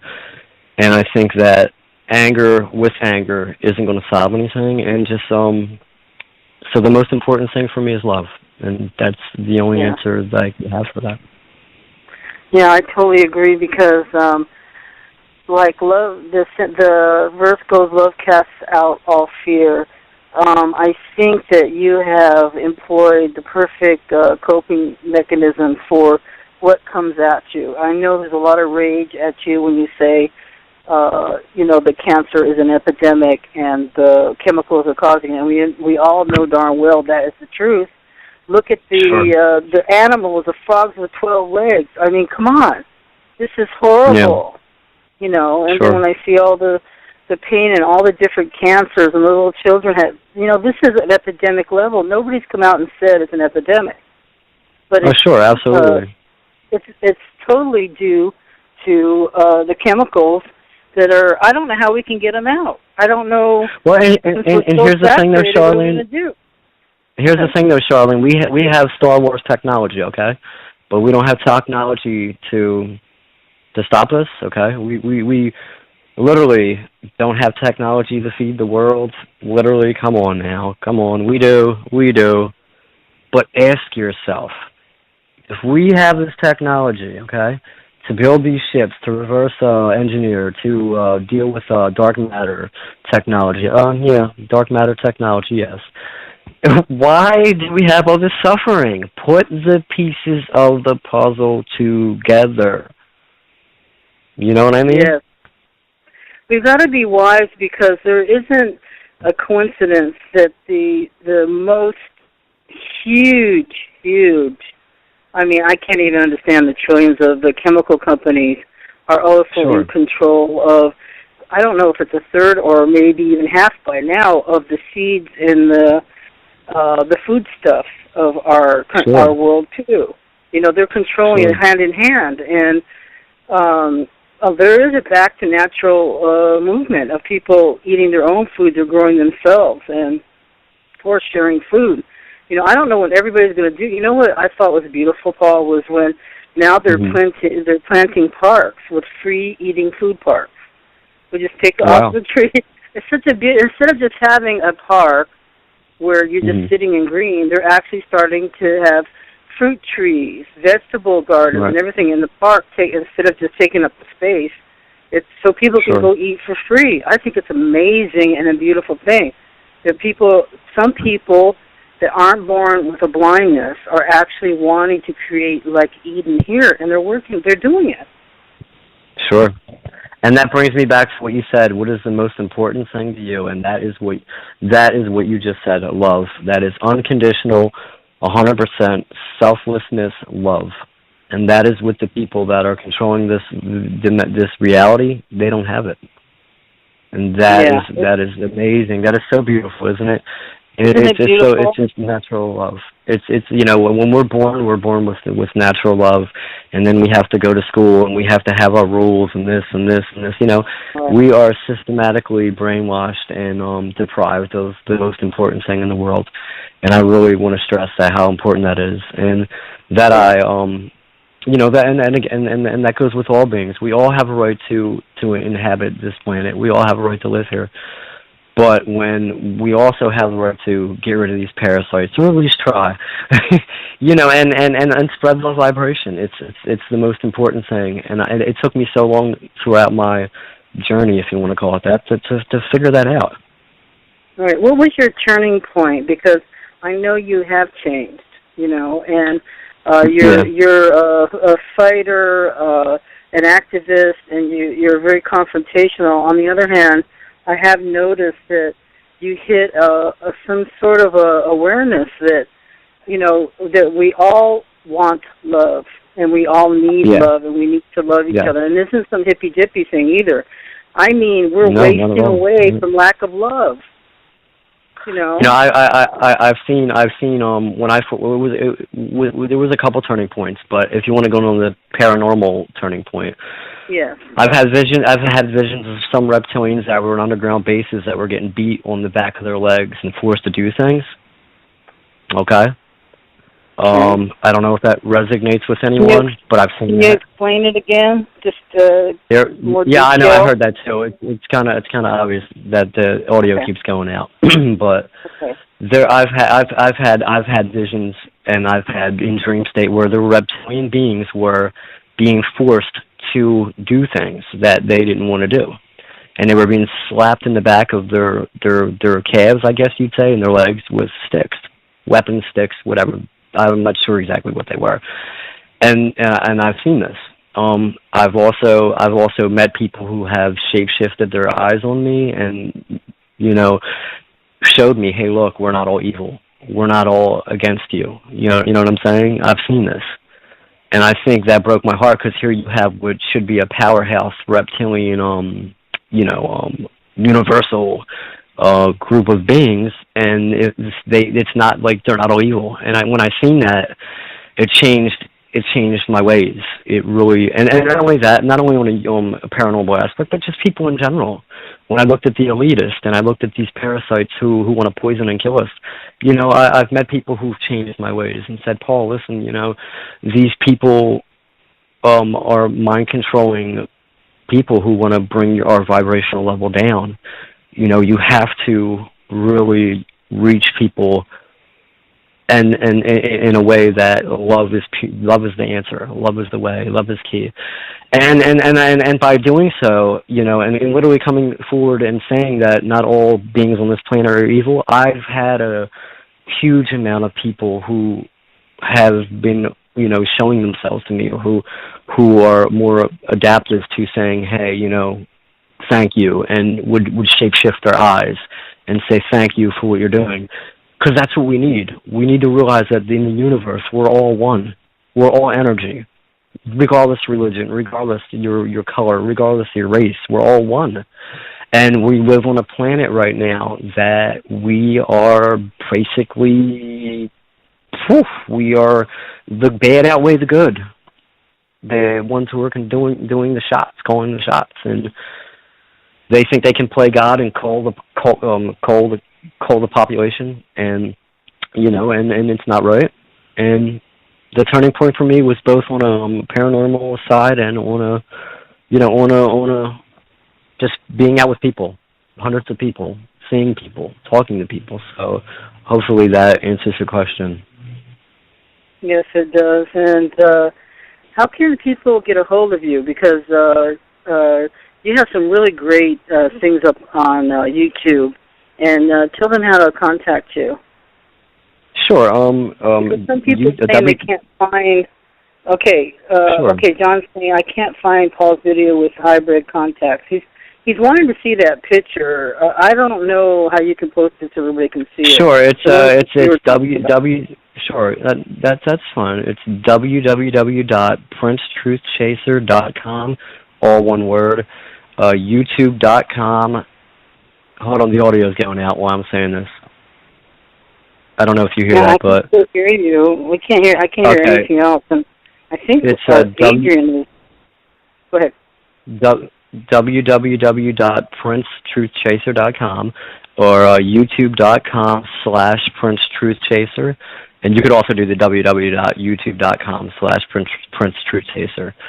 And it's the geoengineering protest part 2. Again, the audio was really out of sync a bit. When I got Charlene will explain if you want. The part 1 is perfectly fine. As soon as I posted the MIBs, the video came on my phone. It came up that it was literally unsupported content, corrupt content, which was weird. If you watch part 1 of the geoengineering protest, you can skip all the way to the end. A gentleman by the name of Steve, he has video footage of the MIBs, and he also explains how he followed them, and he also explains, what happened. So that's pretty much it right there.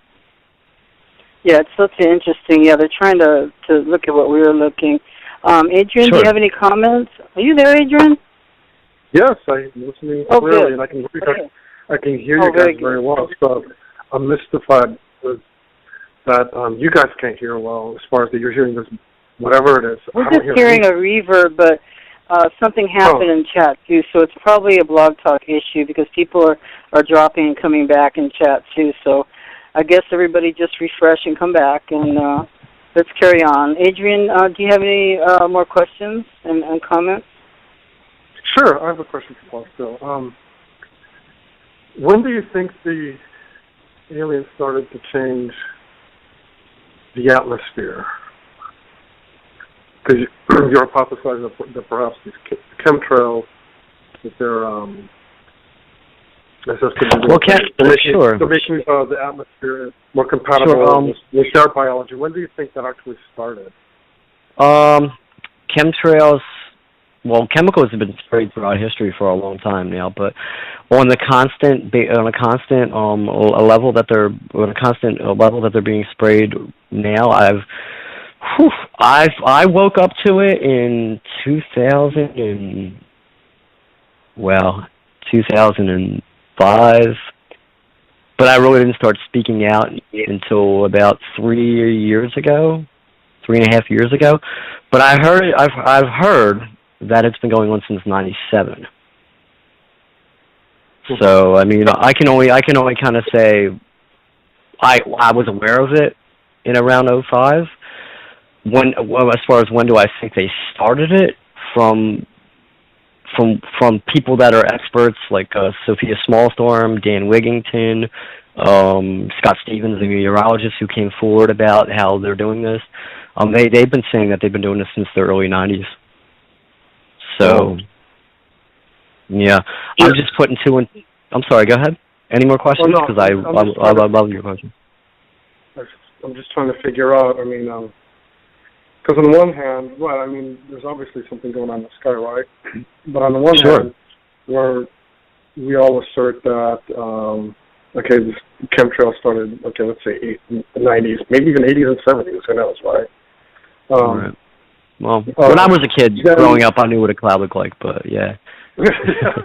I knew what a puffy cloud looked like. I'm sure you did too, but... Yeah, maybe I dated myself. I'll be 50 in 6 months, so... excuse me.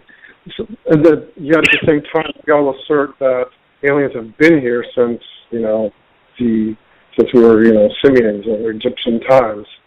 If that's the case, why do you think they waited so long to start changing the atmosphere? Why wouldn't they have, that's what I'm trying to wrap my head around, why wouldn't they have tried to then change the atmosphere to suit their needs thousands of years earlier? Well, I mean, that begs the question, why haven't they done their hybrid program thousands of years ago, and why are they all of a sudden now abducting humans on a massive scale and doing what they're doing now. That's so I mean, again, these hybrid children, and again, not all are evil. I don't believe that, but they're, anyway. So and a lot of people who have been abducted have said they're here for the new humanity. They're here to interbreed with us. So that being said, to answer your question. And Phil Schneider, if you watch his work, he says that there was an agreement made. They want 90% of the population by 2025, something like that. So they're upping the ante. They're spraying a lot more now to up the ante to cull the population down, and there you go. I've been seeing. And it's a great question. There's a lot of great questions out there. And again, self-empowerment is key, and I encourage everyone to just put two and two together. I mean, the abductions, Phil Schneider, Carla Turner, scientists, underground bases, okay? Let's look at certain things about NASA that they withhold. Why do they withhold it? Why? Always ask yourself why, and then take everything that you're into, everything that you research, and then put it to what is happening now, and it will make sense. It's hard, but, it really will. Because it's not only chemtrails. I mean, we have to ask ourselves about the fluoride in the water and the vaccinations. But go ahead. Do you have another question? Well, no, I'm listening. But, I mean, it's not only chemtrails, but, yeah. Good question, by the way. No, it's just not chemtrails. It's just, things that are being dumped, the so-called... I'm just trying to reconcile for my own personal research. Sure, absolutely. Looking from a philosophical perspective, because that's my area of expertise as far as ufology. That's great. I try to reconcile, we assert certain things, and then I see sometimes, wait a second, we're asserting they've been here since a long time, they might have even been manipulated. If we agree to what Bob Lazar says, and others, we have a lot of the ancient alien theories and stuff, and it's they've been here a long time. If they want the planet, why would they wait till we basically overpopulate the world to assimilate? It's not a matter of... To try to take over surreptitiously, so that way it becomes their planet. And if hybrids are good, because I don't know what your view is, but I know a lot of people assert, hybrids are the more advanced version of us, and that's what Barbara Lamb says. I quote, she says, we're excellent people. But then David Jacobs says the complete converse. He gives a very mixed view of hybrids. In his book, The Threat, he talks, that there's what he calls the abusive hybrid activity, where they go and rape, and it's wait a second, you have two researchers who've been doing this for a long time, and they're completely different hybrids. Right. One is the advanced form of us, and they're learning to appreciate their emotions, and the other is no, they're the aliens are letting them run amok against us. So I want to know what your take is on the hybrids. Sure. First off, I want to say, if we look at the work of Stuart Swerdlow, and if we look at his work, I've interviewed him, and he says that, throughout humanity's history, many things have changed. I mean, and that's the way we are. I mean, we've been dealing with beings for a while now. So, I mean, one minute you could have one treaty and be getting along perfectly fine, and then the next minute you could have total war. I mean, so you never know. Why wouldn't they just annihilate us? I mean, again, it goes back to free will. We all as beings have free will to be alive. I believe this. Maybe I'm wrong, but I believe this. And maybe there was a treaty, like Phil Schneider said. The Greys came and said, look, we are going to take a couple of herd of cattle and, we're going to knock off your population, da-da-da-da. I mean, so that it kind of, what he said, the man, in my opinion, is an American hero. He's a hero for humanity. I don't know about just America, but I was kind of not fair for me to say. But as far as the hybrids go, I mean, we have to understand that they have split DNA. So you'll have the human side and you'll have the other side, Zeta or tall white or reptilian. So you're going to have a 50-50 split. What side of that DNA dominates the other? That's a good question. You just like you have bad people and you have good people. I mean, some hybrids that I have met and that I clearly you have to be an abductee or really be in my shoes to understand or raise your vibrational level to understand how I see things or how a Charlene sees things. If you're not on that level, then it's going to be hard for you to understand this. If you look at it on a scientific level, you're going to be banging your head against a steel door. You're not, how does he know? How does he know? How does he know? But I feel that some are good, some are bad. I've had out-of-body experiences and sure. I mean, paranormal stuff. So some are good, some are bad. Maybe some DNA dominates the other. I don't know. I've seen some I've ran across some who seem smug. Kind of like I'll wipe my nose at you. I'm better than you, smug. And when I see that, I make a clear point of through my mind saying, "Hey, look, pal, I know who you are, and I have just as much right as being here as you do." Okay, and I have a lot that will just smile, very polite, very "Hey, how are you?" type of attitude. It's a double-edged sword. So it's a double-edged sword because of the fact that they got human DNA, which creates the false.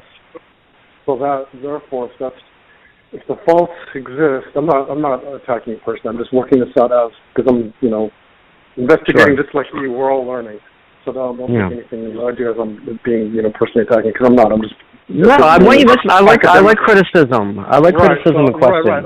I'm thinking out loud and I'm trying to work this out with you. So if we agree that part of the fault of the hybrids are due to the human side. I wouldn't call it a fault. That suggests because it was suggested that the fact that they have a little bit of us, that's why they have those other traits. That suggests if they didn't have those traits, they would be better than us. They would be better. They wouldn't have those negative sides. So, and if they don't have those negative sides, without the ones that don't have the pure aliens that aren't hybridized, wouldn't they also have some sort of higher spiritual thoughts too? I mean, because on one hand we assert, okay, we believe in love, blah blah blah blah, and all that sort of stuff.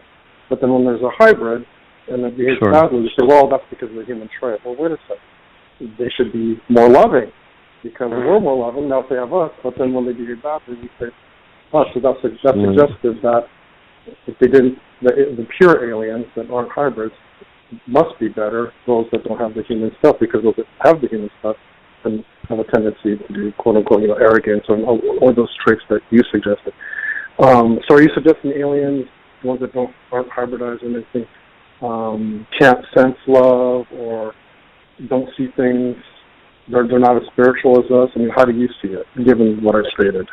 Well, I mean, I don't think that love is just a thing. I think that it's an actual emotional thing, and I think that they do have capability of showing and having love, and I think that that's one of the reasons why our DNA is being taken. So we have the unique ability to have emotions that maybe the Zeta don't have, or the tall insectoids don't have, because my experience being taken, they don't have that emotion. They don't have compassion. They just say, "Hey, I'm going to stick a long needle in your eye, and I'm just going to kill the pain if I can." And if they do, if you're lucky enough to have that happen, to where they can stop, or if you're lucky enough to where they'll put their hand on your head and have them stop the fear. You know what I mean? So I mean, they don't seem to have that empathy. They don't seem to have that emotion. So I think that hybrids would have that. I think that everyone should be entitled to have the feeling of love, the feeling of holding someone and feeling that comfort. And I think that they do have that. Absolutely. I think but the again, children... Sure, go ahead. But do I think that some of them can abuse that? Yeah, but sure.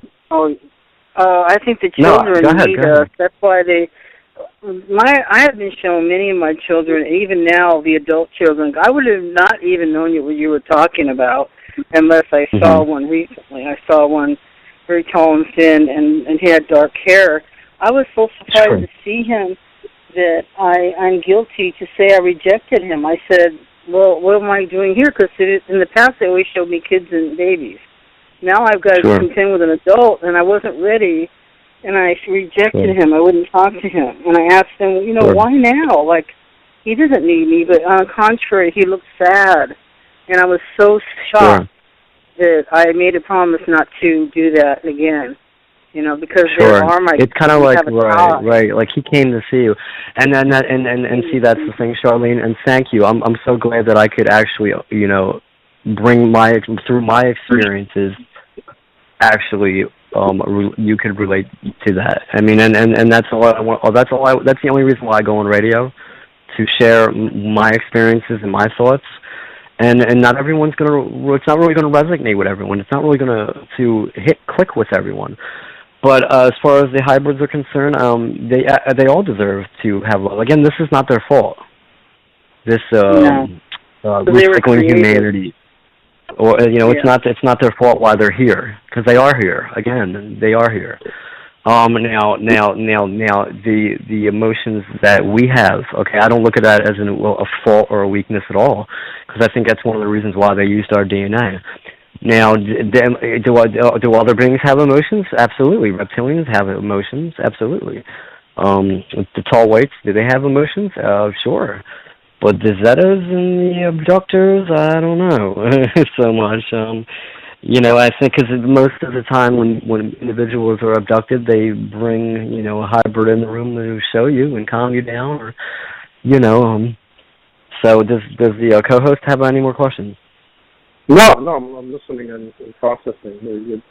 I'm just asking questions, not just for my curiosity, but for the audience. That's fine. I mean, if there's anything else, it's all a learning process, and sure, absolutely. We could talk for this. I mean, this is just an incredible subject, and we could talk for hours. Yeah, it is. For hours. Me and Star talk so much off the air that we even joke around like, too bad we didn't record it. It would have been a show.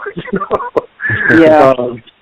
And so, I mean, I try to reconcile in my own one of the things I try to reconcile with this, what's going on, the ancient alien theory and what's going on now, because at least on the face of it, from the face I see, certain, that seems contradictions, like, well, they've been here so long, why are they just doing certain things now, especially if the whole agenda were, to take over the planet and make it their own.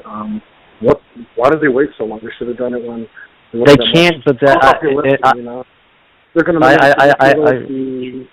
I don't think that they could at that time, and that's my own opinion, because again, that their technology was not as it is now. That's how you. I think their technology was, but there's certain laws, there's certain universal agreements and contracts before we make any kind of conscious decision, because there's repercussions. I mean, because we have to understand how the conscious works, and we're all energy, the whole space family, everyone.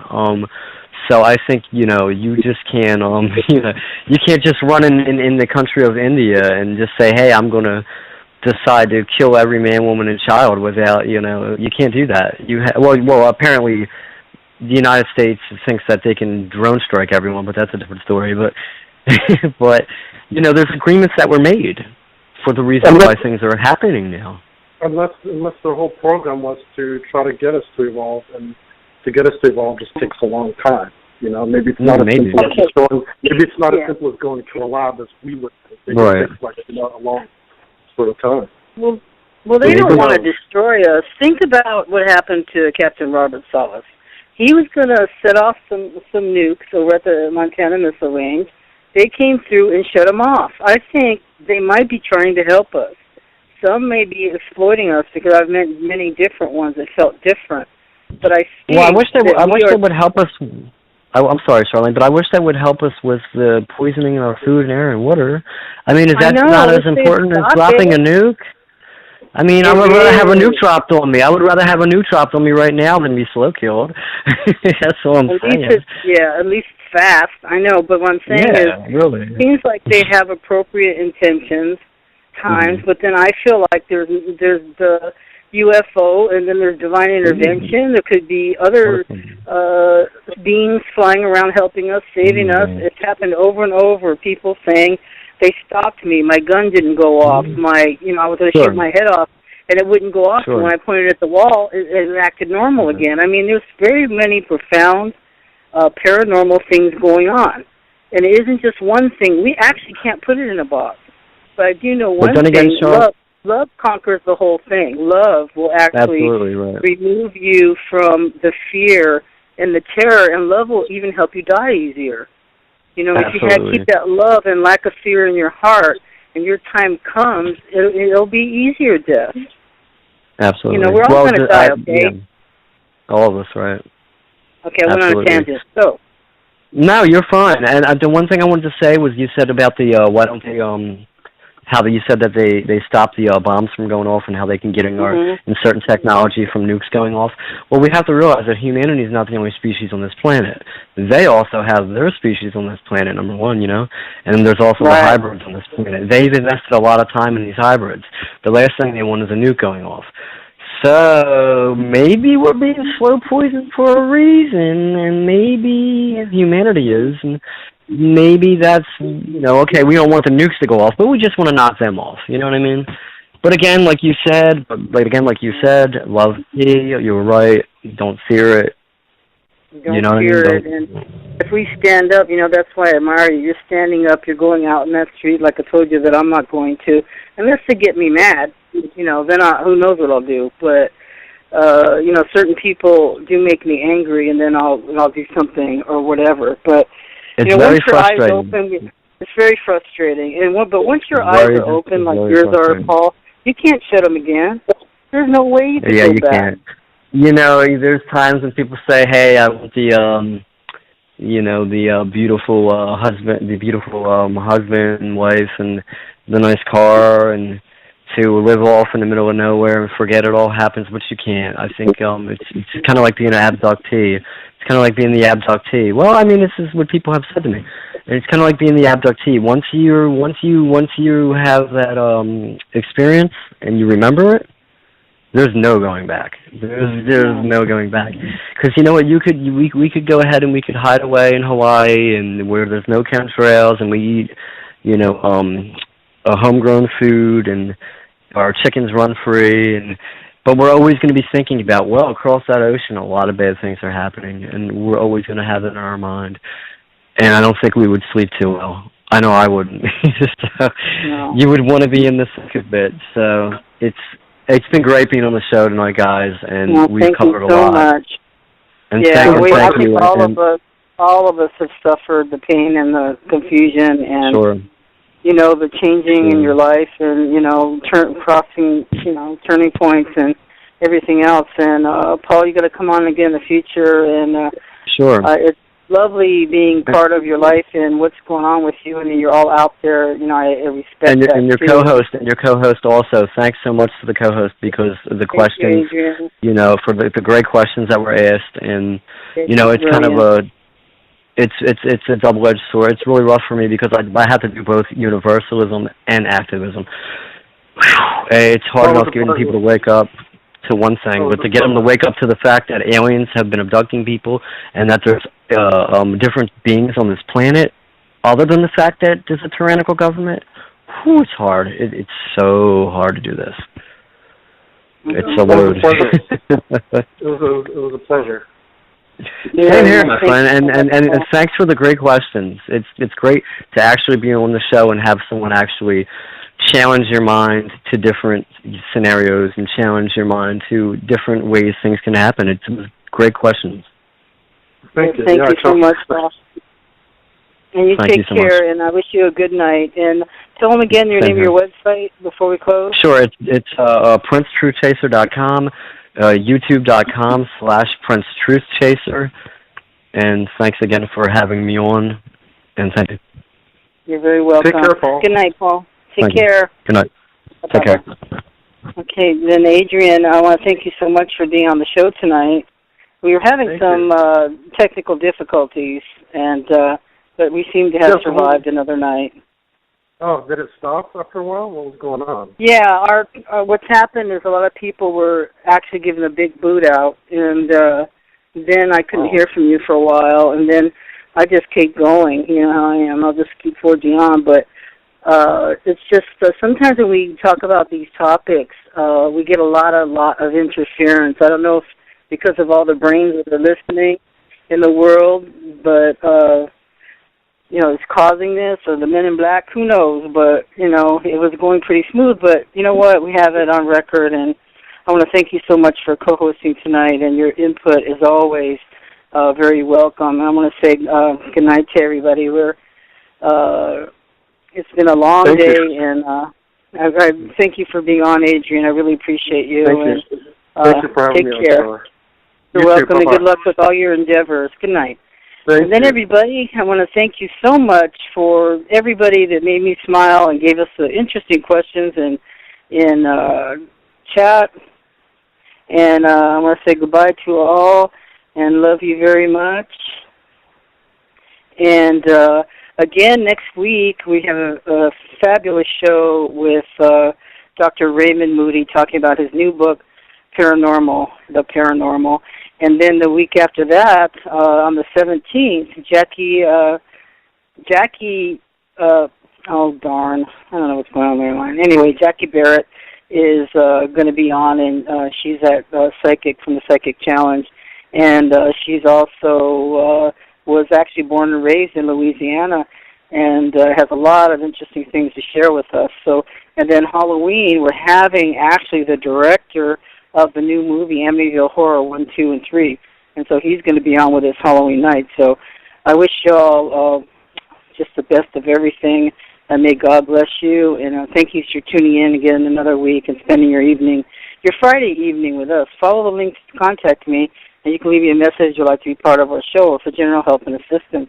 If you'd like to write me, you can reach me at Sharon McCain, P.O. Box 980, Hermosa Beach, California, 90254.